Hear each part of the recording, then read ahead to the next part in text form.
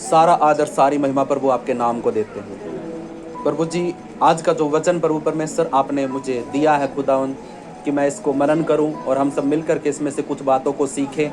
तो प्रभु आप हमारी बुद्धि को खोल दीजिए, पहले हमारी आंखों की पट्टी को खोल दीजिए। संसार के सरदार ने जो हमारी आंखों पे पट्टी बांध के रखी है उसको खोल दीजिए पिता परमेश्वर। हमारे बंद हृदय को खोल दीजिए ताकि वचनों की सामर्थ, वचनों का भेद हमारे अंदर खुल सके प्रभु। और प्रभु जी अपनी आत्मा में अगुवाई करिए पिता, कि हम प्रभु तेरे वचनों की सामर्थ को अपने जीवन में रिलीज कर सके, क्योंकि चंगाई, छुटकारा, उद्धार वचन के द्वारा है और प्रभु पर विश्वास करने के द्वारा है। हम यीशु को देखना चाहते हैं, हम परमेश्वर को देखना चाहते हैं।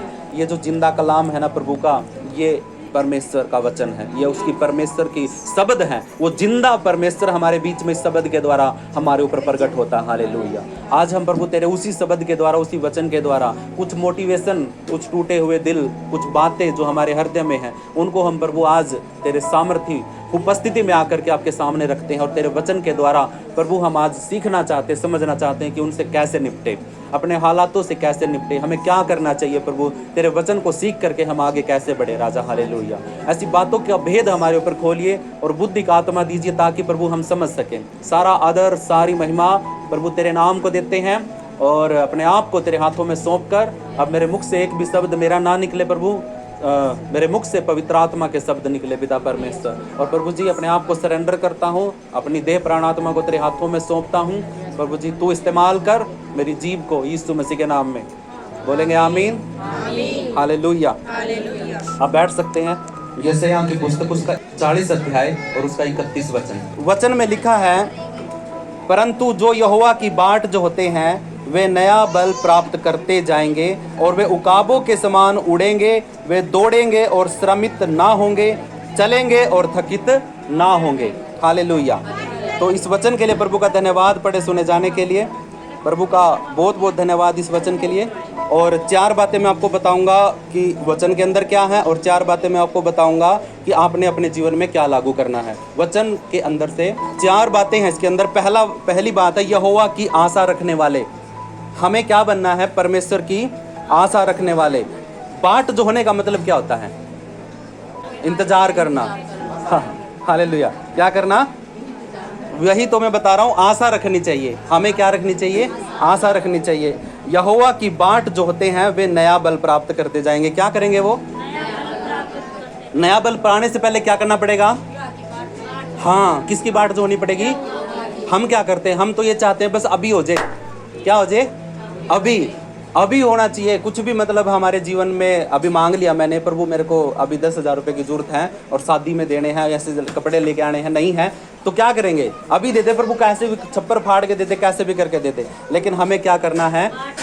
बाट जो होनी है, हाँ, प्रभु को समय देना पड़ेगा। अभी है ना, रात को मैं प्रार्थना कर रहा था, रात को लाइट नहीं थी, ठीक है, और 11 साढ़े 11 के आसपास टाइम हो गया था, 12 ही बज गए होंगे सर, हाँ 12 से ऊपर का टाइम नहीं देख पाया, ठीक है। तो प्रार्थना कर रहा था, तो लाइट है ना काफ़ी देर से नहीं थी। अंदर वाले कमरे में बहुत ज़्यादा गर्मी होती थी। मेरे वाले में बैठक में तो थोड़ी ठंड है, लेकिन कमरे में बहुत ज़्यादा गर्मी थी। तो सारे बच्चे और मेरी माँ भी, मेरी वाइफ भी वहीं पे सो रहे थे, तो बहुत ज़्यादा गर्मी थी और मच्छर भी ज़्यादा थे। तो मैं बैठे प्रार्थना कर रहा, प्रभु लाइट भेज दे प्रभु, बहुत ज़्यादा गर्मी हो रही है, सारे बच्चे परिवार है ना मतलब गर्मी में है, और वो नहीं, पूरे गांव के अंदर लाइट नहीं है, तो सारे के सारे ऐसे परेशान हो रहे होंगे। तो प्रभु लाइट भेज दे। प्रार्थना करी, नहीं आई लाइट। थोड़ी देर के बाद फिर दोबारा से फिर प्रार्थना करी, प्रभु लाइट भेज दे, नहीं आई लाइट। 2 बार प्रार्थना कर ली, तीसरी बार फिर प्रार्थना करी। फिर मेरे पास एक फ़ोन आ गया भाई का, उसकी पत्नी है ना उसको धोखा दे करके उसके बच्चों को अपने घर पे छोड़ के चली गई। तो उस भाई वो रोने लग गया, उससे मैं कम से कम आधा घंटा बात करी। अब आधे घंटे के बाद फिर लाइट आई। बाहर था, मैं बात कर रहा था, इतने में इन्वर्टर भी डाउन हो गया था, दोनों पंखे बंद हो गए थे। तो अब मैं क्या कहूँ प्रभु को, प्रभु तू मेरी प्रार्थना नहीं सुनता, मेरे बच्चे तो घर में मर रहे, हर मैंने तुझसे प्रार्थना करी कि मेरी लाइट भेज दे, और तूने भेजी नहीं। आधे घंटे के बाद लाइट आई है। तो अब यहाँ पे विश्वास किस चीज़ का? कैसा विश्वास? क्या बाट जो ही हमने बाट जोड़नी है? वरना तो मैं बोल सकता था ना प्रभु कोई फायदा नहीं प्रार्थना करने का, जी प्रार्थना करे बात उत्तरे नहीं मिला तो फायदा क्या है।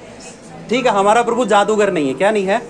ये करे हाँ हूँ करे, और ये ले भाई गुंठी निकाल दी, पाजेब निकाल दी, गले का मंगलसूत्र निकाल दिया, ऐसे हवा में हाथ हिलाया, ऐसे कर दिया। प्रभु ऐसे काम नहीं करता, ठीक है। वचन में देखो साफ साफ लिखा कि यहोवा की आशा रखते रहें, हमें आशा रखनी है, बाट जो होते रहनी है उसकी। कई बार है ना प्रार्थना करते उत्तर नहीं मिलता है, नहीं मिलता, बिल्कुल भी नहीं मिलता है। ऐसी दिक्कतें होती शरीर के अंदर, नहीं ठीक होती है, दवाइयों से भी नहीं होती, प्रार्थना से भी नहीं होती। 38 साल का रोगी याद है किसी को? किस किस को याद है 38 साल का रोगी?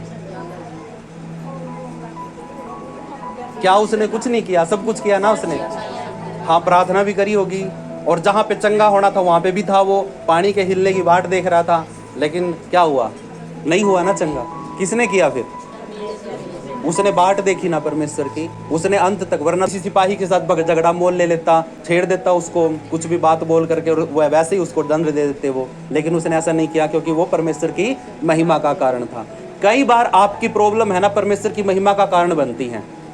कई बार आपकी बाट देखना परमेश्वर के लिए महिमा का कारण होता है। तो इसीलिए प्रभु हमें यहाँ पे सिखाता कि हमें आशा रखनी है, चाहे कैसी भी परिस्थिति हो, परमेश्वर पर क्या रखना है? भरोसा।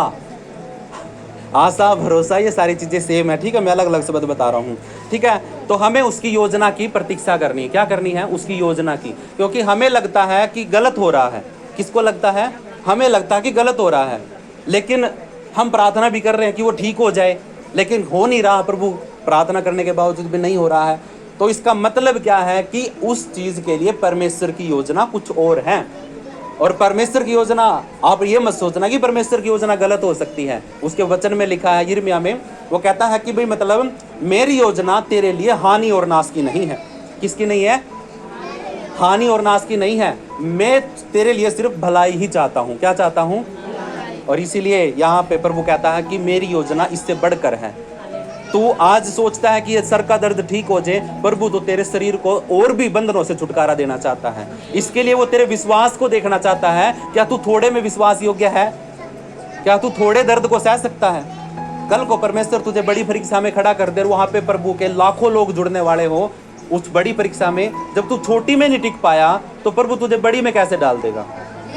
जो अपने गांव का सताव नहीं सह पाया, तो कल को जब सारे के सारे लोग इकट्ठे होकर के वहां पे आएंगे और प्रभु तुम्हें बढ़ाएगा, और तुम बढ़ करके तुम्हारी कलीसिया के अंदर सताव होगा, तो तुम वहां पे कैसे सह पाओगे?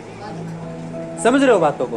प्रभु आपके लिए, आपको परखता है। आपको आशा रखनी, परमेश्वर पर भरोसा रखना है कि प्रभु ने पहले काम किया था, आज भी करेगा और हमेशा करता रहेगा। ना तो हमारा परमेश्वर ऊँघता है, और ना तो वो कभी हमें त्यागेगा, और ना कभी। तो ये बातें हैं ना, हमें याद रखनी, तभी जाके हमारा विश्वास बढ़ेगा। यह विश्वास केवल हमारी भावनाओं का नहीं होता कि भी हम मतलब भाई मेरे बच्चे गर्मी में पड़े हैं, मेरी पत्नी गर्मी में पड़ी है। प्रभु को उनकी नहीं, पूरे जहाँ पे लाइट जिस कारण से भागी है उस चीज़ों का भी पता उसको। क्या पता उस टाइम पे लाइट आ जाती और कोई ठीक है, क्या पता कोई 1 मिनट में झटका लग करके और ख़त्म। ठीक है, हमें थोड़ी सी गर्मी सह लेनी चाहिए। ठीक है, समझ रहे हो बात को? हमें थोड़ी गर्मी सह लेनी चाहिए। परंतु जो यहोवा की बाट जो होते हैं वे क्या पाएंगे? नया बल पाएंगे। बल और आराम क्या चाहते हो? आराम चाहते हो, बल चाहते हो? हालेलुया। क्या चाहते हो? बल चाहते हो। लेकिन प्रभु आपको दोनों देगा। हालेलुया। प्रभु आपको आराम भी देगा। वचन में कहता है कि हे बोझ से दबे हुए लोगों मेरे पास आओ, मैं तुम्हें विश्राम दूंगा। और दूसरा कहता है कि मैं तुम्हें बल भी दूंगा, नया बल दूंगा। परमेश्वर अपने लोगों को केवल आराम नहीं देता, वह उन्हें बल भी देता है, उनको दोबारा से खड़ा भी करता है। किस किस के जीवन में ऐसा हुआ है बताइए? ठीक है, किस किस के जीवन में ऐसा हुआ है कि कई बार उन्होंने प्रार्थना किया और उनकी प्रार्थना का उत्तर नहीं आया और हालात बद से बदतर हो गए? हाथ खड़ा करिए किसी का ऐसा हालात हुई हो। हालात है ना बद से बदतर हो गए प्रार्थना करने के बावजूद भी, और फिर भी आप यहाँ पे खड़े हैं। आपने 2 ने हाथ उठाया, 3 ने हाथ उठाया, जिसने भी उठाया, आपके हालात है ना प्रार्थना करते करते भी बद से बदतर हुए, लेकिन फिर भी आप यहाँ पे मौजूद हैं। तो ये आपके अंदर पता है क्या है? ये परमेश्वर का नया बल है। हालेलुया। मैं कितने पापों में गिरा, कितने दिन तक गिरा, और आज आपके सामने खड़ा हूं, तो ये क्या है? क्या है? नया बल है जो प्रभु ने दिया है। हालेलुया। वो आपको दोबारा फिर रिस्टोर कर देता। क्या कर देता है? रिस्टोर का मतलब क्या होता है कि आप बिगड़ गए थे, आपको दोबारा फिर नया कर देता है। कुम्हार क्या करता? कुम्हार जब वो मटके को बनाता है तो कई बार उसका हाथ लगने से मटका टेढ़ा हो जाता है। क्या हो जाता है? टेढ़ा हो जाता है तो फिर उसको क्या करता है, अंदर से दबाता है और फिर उसको सीधा करता है, फिर घुमा करके उसको फिर गोल कर देता है। ठीक है, हुआ तो थोड़ा सा बैंड था, अगर उसको ऐसे का ऐसा छोड़ देता तो क्या होता, उसको लेता ही नहीं कोई भी, उसको रखते सीधा और टेढ़ा हो जाता। क्या हो जाता है, टेढ़ा हो जाता। तो प्रभु कभी भी टेढ़े लोगों को पसंद नहीं करता, हालेलुया। और ना ही टेढ़ी चीजों को पसंद करता है और ना ही टेढ़ी चाल चलने वालों को पसंद करता है, हालेलुया। अब आप सोच के देखो, आपको दोबारा बनने की जरूरत है नहीं कहीं पे, हालेलुया। कहीं ऐसी कोई टेढ़ापन है हमारे अंदर, शरीर में नहीं आत्मा में जब हम चलते हैं, हमारे विचारों में, हमारे स्वभाव में कोई टेढ़ापन तो नहीं है। तो इसीलिए है ना, हमें परमेश्वर के हाथों में अपने आप को क्या करना पड़ेगा, सौंपना पड़ेगा, तब जाके वो हमें क्या करेगा, बनाएगा, दोबारा से क्या कर देगा, दोबारा से बनाएगा। हमें वो आंतरिक बल देता, अंदर का बल, सिर्फ शरीर का ही नहीं पर वो हमें अंदर का बल भी देता है। मेरे प्रियो, जब हम अंदर से मजबूत होंगे ना तो बाहर से ऑटोमेटिक हो जाएंगे। हमारा हौसला अगर मजबूत कर दिया प्रभु ने, अंदर हिम्मत और ताकत दे दी, तो धूप को नहीं देखेंगे, बारिश को नहीं देखेंगे, हम उठाएंगे बाइक और चलेंगे, बोलेंगे कि हाँ मुझे प्रभु के नाम के लिए चलना है, हालेलुया। आपके घुटनों में दर्द होगा, आप बोलोगे कि हाँ प्रभु यीशु के नाम से नया बल आ जाए, आप दौड़ते चलोगे। ये है ना, बहुत सी जगह पे हुआ है, ऐसा होता है, तभी तो ये बातें हमारे मन में आई है। ठीक है, तभी तो प्रभु लिखता है कि मैं तुम्हें नया बल दूंगा। और नया बल अंदर से आता है। कहाँ से आता है, अंदर से आएगा। पहले आपको अंदर से चंगा करेगा प्रभु, फिर आपको बाहर से चंगा करेगा, हालेलुया। तो प्रभु का वचन कहता है कि हमें प्रभु के सामने अपनी आशा रखनी है और अपना नया बल प्राप्त करना है, तभी हम प्रभु से प्राप्त कर पाएंगे नया बल।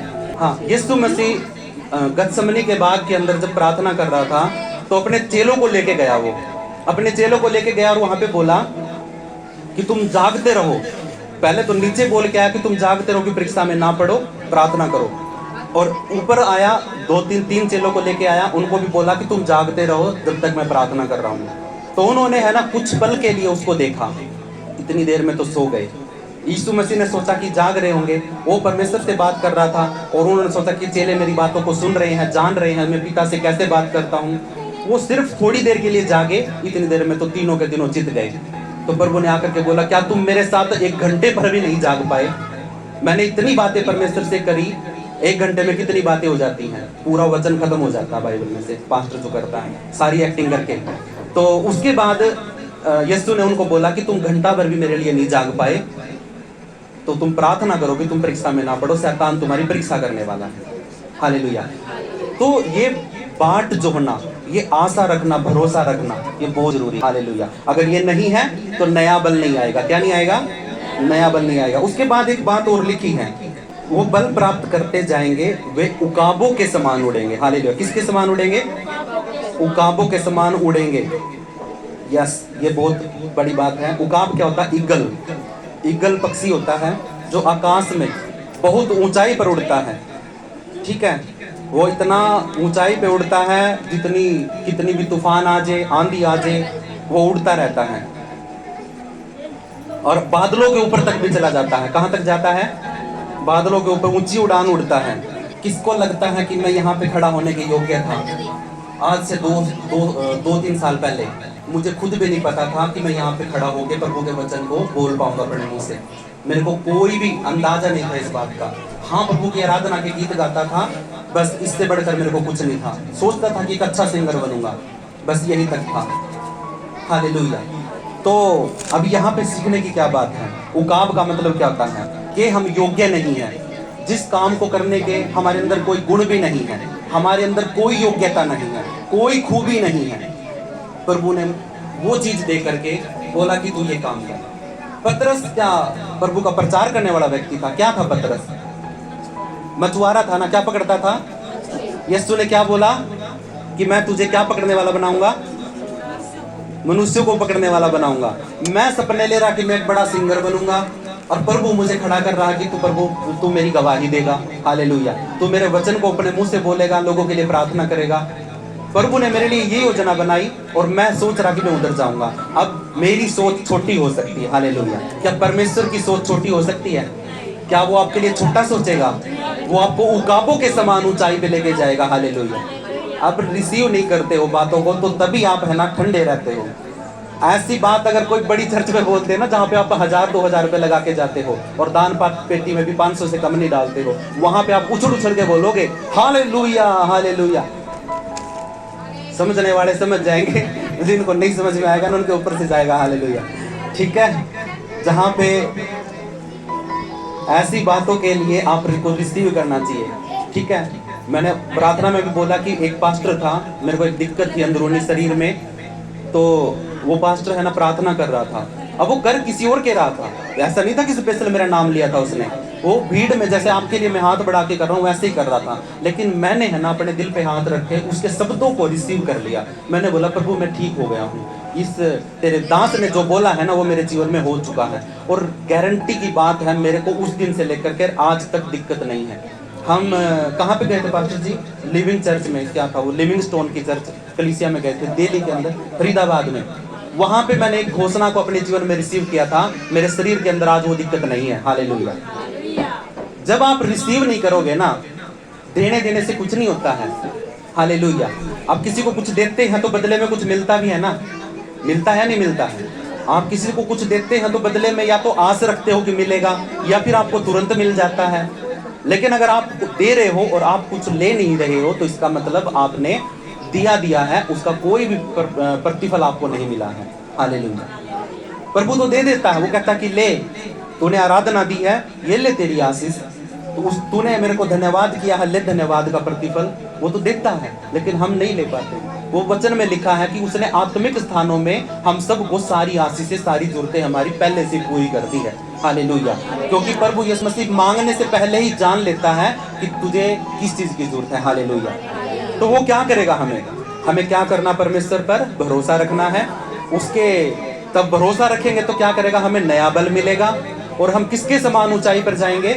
उकाबों की समान, उकाब के समान ऊंचे उड़ेंगे। और दो बातें और लिखी है, दौड़ेंगे तो थकेंगे नहीं, और चलेंगे तो मूर्छित नहीं होंगे, बेहोश नहीं होंगे। अब धूप में थोड़ी देर चलने लग जाए तो लोग बेहोश हो जाते हैं, गिर जाते हैं। हालेलुया। क्या आपको लगता है कि प्रभु आपको कुछ देगा तो सिर्फ 2 पल के लिए देगा, 1 पल के लिए देगा, या 1 घंटे के लिए, या 1 दिन के लिए देगा? आपको चंगाई देगा तो क्या आपको 1 दिन के लिए देगा या परमानेंट देगा? बताओ। वो परमानेंट करता है ना। और आपको जीवन भी देता है तो किस चीज का देता है? 1 साल का दिया है, कितने साल का? हाँ, पता नहीं है। प्रभु ने आपको कौन सा जीवन दिया, कितने दिन का जीवन दिया? देखता हूँ किसके मुख से निकलता वो शब्द। Hallelujah hallelujah hallelujah. वो शब्द सुनना था। ठीक है, अनंत जीवन दिया है। हालेलुया, जिसका कोई अंत नहीं है। तो क्या वो आपको छोटी सी, आपका पेट में दर्द हो गया तो क्या आपको पेट का दर्द अभी ठीक हो गया, बाहर निकलते ही दोबारा फिर हो गया? ऐसा नहीं करता हमारा प्रभु। आपको छुटकारा देगा तो परमानेंट देगा, अगर नहीं देगा तो बेशक आपको झटका लग के ठीक हो गए हो, ये मत समझना कि प्रभु ने दिया। प्रभु जिस दिन देगा ना उस दिन परमानेंट करेगा। हालेलुया। और लंबा करेगा, ऐसा नहीं है कि वो प्रभु का वचन कहता है कि यदि तुम मेरी शिक्षाओं पर, मेरी आज्ञाओं पर चलोगे तो मैं तुम्हारी क्या कर दूंगा, आयु को बढ़ाऊंगा। सुलेमान से भी उसने कहा था कि यदि तू सही शिक्षा के ऊपर चलेगा ना, बुद्धि से इस्तेमाल करेगा, तो मैं तेरी आयु को भी बढ़ाऊंगा। हालेलुया। तो बढ़ा सकता है। आपको लगता है कि मेरी उम्र तो 70 साल की, 20 साल की, 100 साल की, लोग 108 साल के होकर के अन्य जातियों में मर रहे हैं।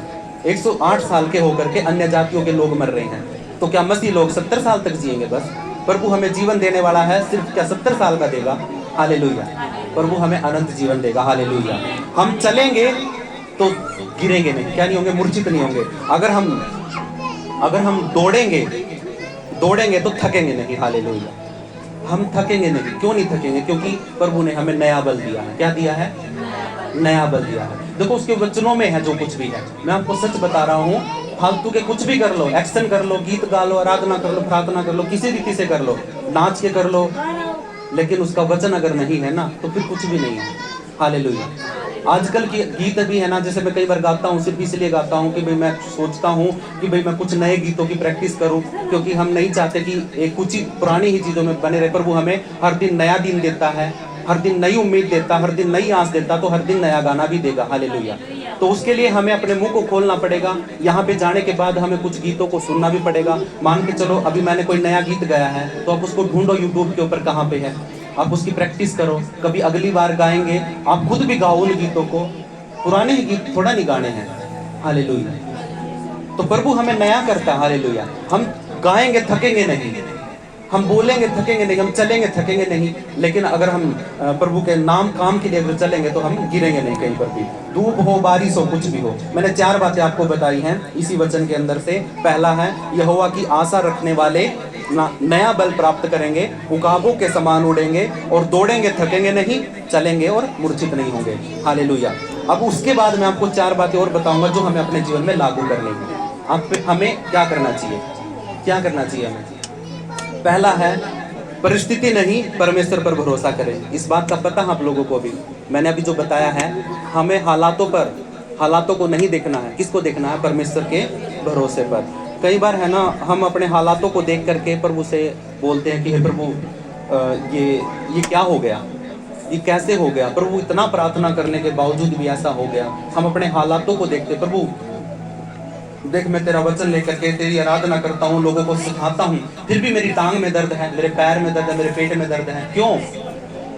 ठीक है, बहुतों के सवाल होंगे, लेकिन प्रभु का वचन कहता है कि तुझे परिस्थितियों को नहीं देखना है, तुझे परमेश्वर के भरोसे को देखना, क्योंकि उसकी योजना क्या है हमारे लिए?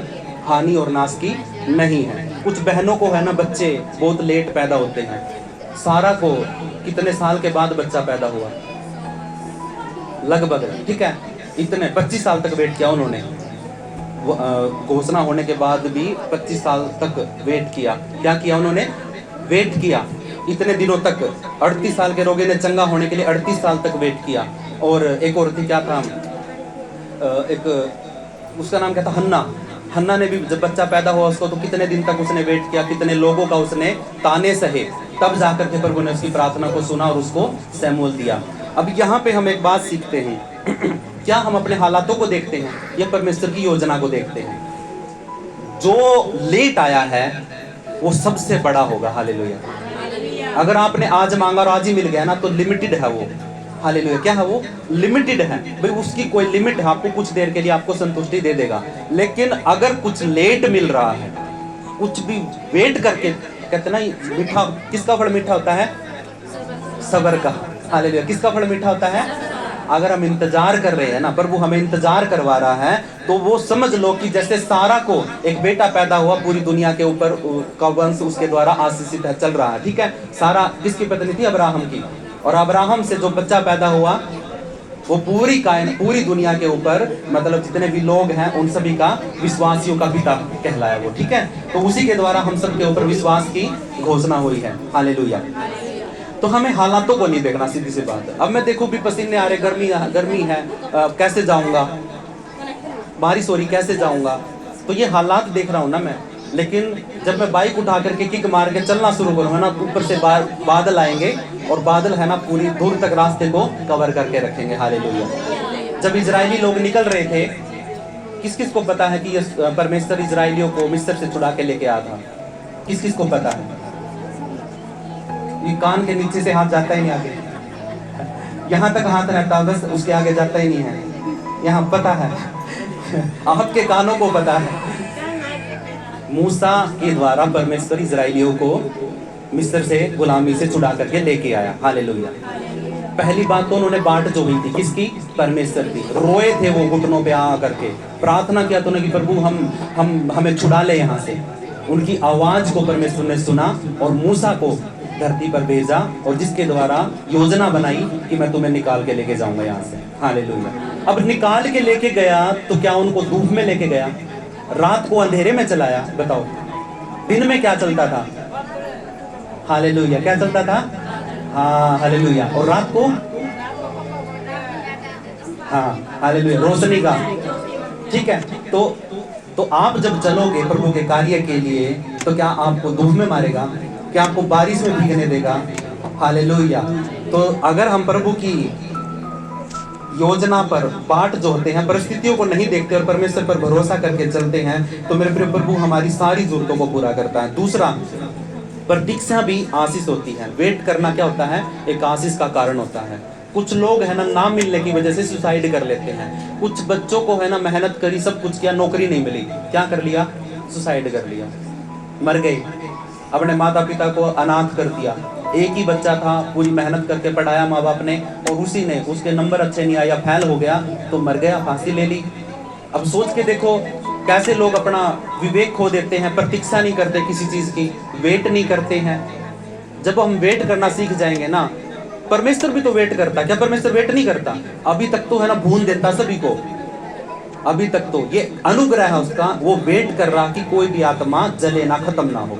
इसीलिए वो धीरज धर के बैठा है कि मैं अगर अभी आ गया ना, अगर परमेश्वर ने अभी ऑर्डर दे दिया कि हाँ आना है, तो सारे के सारे लोग जो भटकते फिर रहे हैं ना आज भी मसीह में, कलीसिया में, लोगों को नहीं पता कि प्रभु यीशु मसीह है कौन। पास्टर पूछ रहे हैं कि यीशु मसीह को मैंने आज तक नहीं देखा। तो बताओ, ऐसे सवालों के बीच में प्रभु आएगा तो क्या उनको लेके जाएगा? नहीं लेके जाएगा। हालेलुया। तो यहीं पर वो भूनेंगे, आग में जलेंगे, लोगों के, शैतान के अधिकार में आएंगे। तो इससे अच्छा है कि आप वेट करिए और प्रभु की शिक्षा को लीजिए, उसके भेद को समझिए कि प्रभु सच में है कौन। हालेलुया। ठीक है, वेट करना आशीष का कारण होता है। आज के लोग क्या करते हैं आजकल, हमें तुरंत फल चाहिए होता है, बस जैसे ही प्रार्थना किया तुरंत उत्तर मिलना चाहिए बस। लेकिन ऐसा प्रभु कभी कभी करता है जब आपका विश्वास कैसा होता है, राई के दाने जैसा होता है। और अगर आपका आयुब जैसा विश्वास होगा ना, आयुब, जानते हो आयुब को? किस किस को पता आयुब का? बहुत ज्यादा पैसा था उसके पास, कितना सब कुछ था, कितने बच्चे थे, पत्नी थी, परिवार में कितने, हाँ कितने सारे थे, बहुत था ना, आशीष थी, सब कुछ था। लेकिन जब शैतान ने परीक्षा करी, सब कुछ क्या कर दिया? क्या रह गया था बस उसके पास? शरीर रह गया था। उसकी पत्नी भी उसके साथ में थी, हाँ, लास्ट तक भी उसकी पत्नी उसके साथ थी। उसकी पत्नी क्यों थी पता है? क्योंकि शैतान उसकी पत्नी को हव्वा की तरह बहका करके आदम की तरह पाप में गिराना चाहता था। हालेलुया। क्या चाहता था?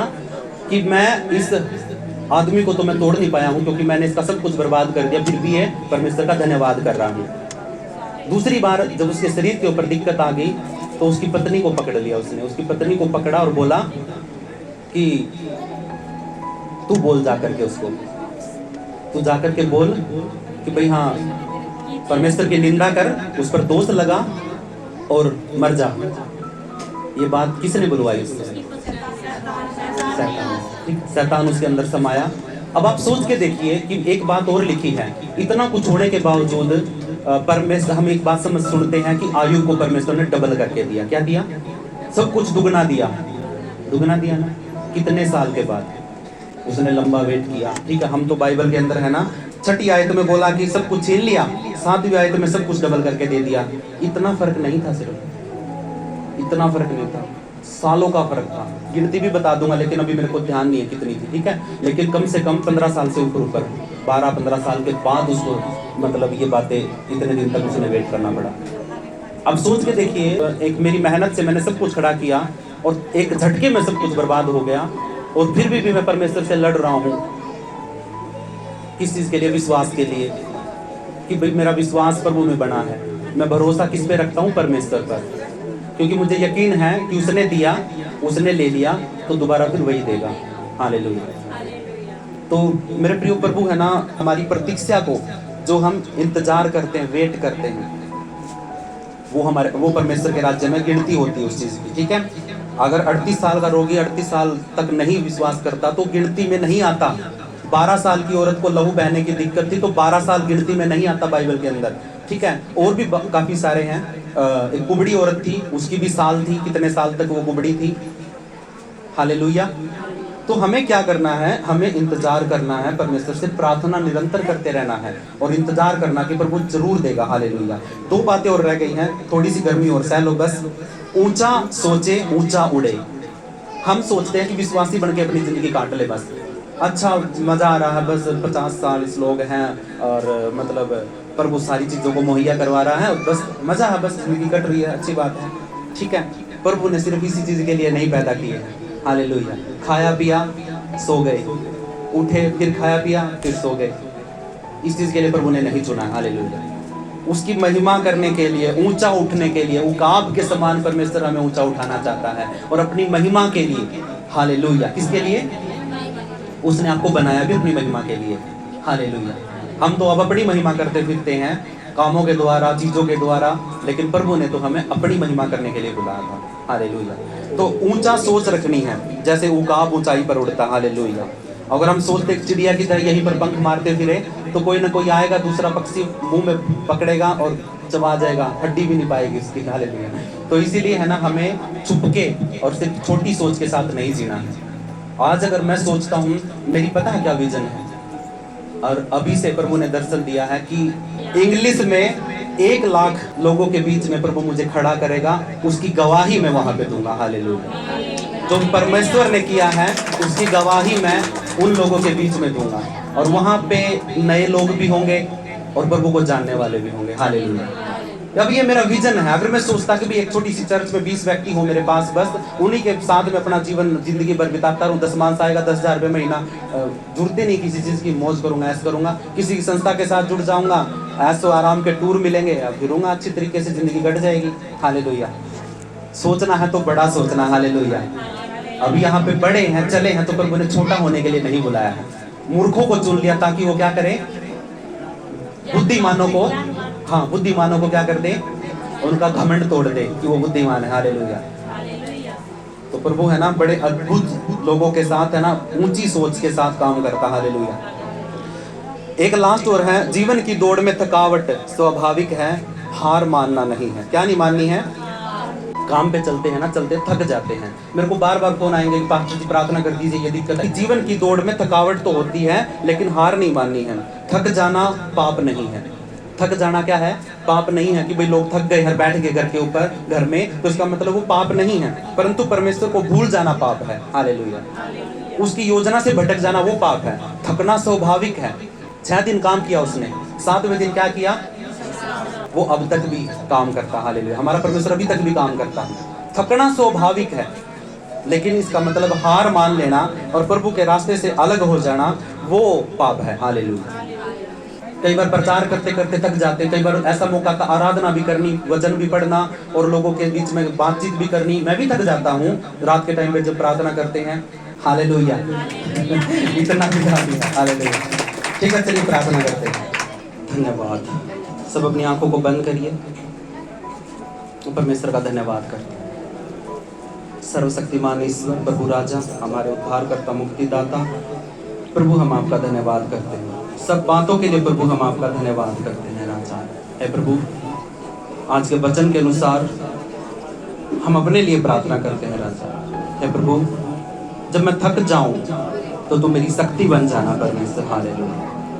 जब मैं टूट जाऊं परमेश्वर तो तू मुझे संभाल लेना मेरे परमेश्वर। मुझे ऊंचाई पर उड़ना सिखाना मेरे परमेश्वर। हालेलुया। जैसे उकाब आंधियों से नहीं डरता है, ऐसे ही हम भी तूफानों से, प्रॉब्लमों से, परेशानियों से ना डरें प्रभु। प्रभु परमेश्वर, आप हमारे जीवन में आने वाली हर प्रकार की बुराइयों को, हर प्रकार की चुनौतियों को जिनका हम सामना करते हैं, प्रभु तेरे अधीन होकर के उनका सामना कर सके और उनसे हम जीत पाए। हालेलुया। प्रभु ऐसा करो हमारे लिए। प्रभु मैं आपसे विनती करता हूँ कि आपसे मैं आज नया बल मांगता हूँ प्रभु। बेशक प्रभु कल तक, आज से पहले प्रभु परमेश्वर, मैं किसी बातों में पीछे रह गया था, टूट गया था, या फिर कुछ बातों में मैं उदास हो गया था प्रभु, मैं बिखर गया था कुछ बातों में प्रभु परमेश्वर। वो मेरी पर्सनल भी हो सकती हैं, परिवार की भी हो सकती हैं, बीमारियों की भी हो सकती हैं प्रभु। जहाँ पे मैं टूट गया था ना प्रभु, वहाँ पर प्रभु मैं आज आपसे एक बल मांगता हूँ। खुदावंद, आप मुझे एक सामर्थी परमेश्वर बल दीजिए, ताकि खुदावंद अंदर से भी और बाहर से भी प्रभु मैं चंगा हो जाऊँ यीशु मसीह के नाम में। प्रभु आप रिस्टोर करने वाले परमेश्वर हैं। आप बिगड़ी हुई चीज़ों को बनाने वाले प्रभु हैं। आपका धन्यवाद प्रभु। हम आपकी बाट जोहते रहें राजा। हालेलुया। कभी भी हम थके ना, अगर हम गिर भी जाएं तो परमेश्वर हम हारे ना, गिर भी जाएं तो हारे ना। हम बोले यीशु मसीह के नाम में कि मैं गिरा जरूर हूँ लेकिन हारा नहीं हूँ। बोलिए, अपने मुंह को खोल करके बोलिए कि मैं गिरा जरूर हूँ लेकिन हारा नहीं हूँ। मैं गिर जरूर गया था लेकिन हारा नहीं हूँ। आने वाले समय में भी मैं कभी हारूंगा नहीं, क्योंकि परमेश्वर मुझे नया बल देता है। हालेलुया। क्योंकि वो मुझे ऊंची सोच रखने का हिम्मत और बल देता है। हालेलुया। परमेश्वर, अगर मैं थक भी गया तो भी परमेश्वर मैं हारूंगा नहीं, मैं तेरा नाम लेकर के उठूंगा और प्रभु उठ करके तेरे कार्य को पूरा करूंगा राजा। हालेलुया। मैं इंतजार करूंगा प्रभु, मैं इंतजार करूंगा तेरी महिमा का, तेरे तेरे दोबारा से आने तक का इंतजार करूंगा प्रभु। मैं परिस्थितियों को नहीं देखूंगा, हालातों को नहीं देखूंगा कि कैसे बिगड़े हुए हैं, लेकिन प्रभु मैं तुझ पर भरोसा करके तेरे संग संग चलूंगा राजा। हालेलुया। तभी तू मेरी मदद करेगा। हालेलुया। और मेरे संग संग चलने वाला कोई इंसान नहीं है, वो सर्वशक्तिमान ईश्वर जिसकी 10 विशेषताएं हैं, ऐसी विशेषताएं हैं जो दुनिया के किसी भी देवता के अंदर, धर्म के अंदर, जातियों के अंदर नहीं है। वो तुझे में है पिता परमेश्वर। तो एक सच्चा और जीवित परमेश्वर है। हम सही रास्ते पर हैं प्रभु, और हमेशा इसी रास्ते पर चलते रहें। कठिनाइयां आएंगी, क्योंकि जीवन की तरफ जो रास्ता जाता है उसमें सर फूट जाता है, कोहनी फूट जाती है, हम गिरते जाते हैं, कई बार हम घुटनों के बल चलना पड़ता है। लेकिन हम जब अंत में पहुंचेंगे तो वहां पर प्रभु परमेश्वर हमें अनंत जीवन मिलेगा। हालेलुया। वहां पे हमारा परमेश्वर सिंहासन पर विराजमान होगा, और उसकी दाहिनी ओर प्रभु यीशु मसीह उसके साथ बैठा होगा, और पवित्र आत्मा हमारे साथ होगा। हालेलुया। और अगर हम पिता परमेश्वर उस चौड़े मार्ग में जाएंगे जहाँ पे एसी लगा हुआ है, ठंडी हवा चलती है और पूरा चौड़ा रास्ता है, और प्रभु अगर हम उसमें जाएंगे तो प्रभु अंत में जो हमारा अंत होगा वो एक इतनी झील होगी आग से धधकती हुई, जहाँ पे हम जलेंगे भी, दर्द भी होगा लेकिन खत्म नहीं होंगे। हमारी आत्मा को वो दर्द सहना पड़ेगा राजा। तो इसीलिए उस झील की बजाय प्रभु हम यहाँ पे चोट खाते हुए, थकते हुए तेरे साथ हिम्मत और बल प्राप्त करके उस अनंत जीवन में प्रवेश कर जाए यीशु मसीह के नाम में। प्रभु आप दया करें, अनुग्रह करें। हम तेरे बेटा बेटी हैं प्रभु, यीशु मसीह के लहू के द्वारा आपने हमें मोल लिया है, गोद ले लिया है प्रभु, ले पालक पल की आत्मा हमें दी है प्रभु। तो हम पिता परमेश्वर आज से तेरे बेटा बेटी, और पहले से ही पिता परमेश्वर आपने हमें चुन के रखा है राजा। हालेलुया। तेरी योजना के लिए खड़ा कर प्रभु। हम अपने परिवारों को जो विश्वास में नहीं है, एक एक का नाम लेके प्रभु इस वक्त तेरे वचन की सामर्थ उनके ऊपर घोषणा करते हैं यीशु के नाम में। प्रभु उनके मनों को बदलते, ताकि प्रभु परमेश्वर वो भी तेरी सच्चाई को जानने वाले बन सके। सारा आदर, सारी महिमा प्रभु तेरे नाम को देते हैं। हमारे जीवनों में प्रभु अद्भुत रीति से कार्य करने के लिए आपका धन्यवाद। Thanks for doing this. ऐसा करने के लिए प्रभु आपका धन्यवाद। सब बातों की महिमा आपके नाम को देते हैं। हेवनली फादर, सारा आदर, सारी महिमा आपके नाम को लेकर के प्रार्थना विश्वास के साथ धन्यवाद करते हुए यीशु मसीह के नाम से मांग लेते हैं। आवाज नहीं थी। One more time. हालेलुया।